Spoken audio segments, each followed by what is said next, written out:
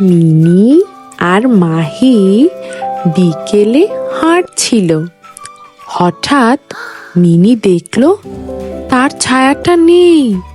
সে ভয় পেয়ে চারপাশে তাকালো। মাহিও অবাক হয়ে গেল। তখন আকাশে মেঘ জমতে শুরু করলো। মাহি বলল, ওই দেখো, সূর্য ঢেকে গেছে। মেঘে সূর্য ঢাকতেই ছায়া উধাও হলো।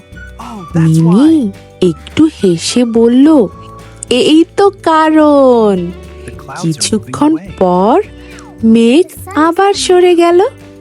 আবারও ছায়া দেখা গেল তাদের। দুজনেই হেসে উঠল।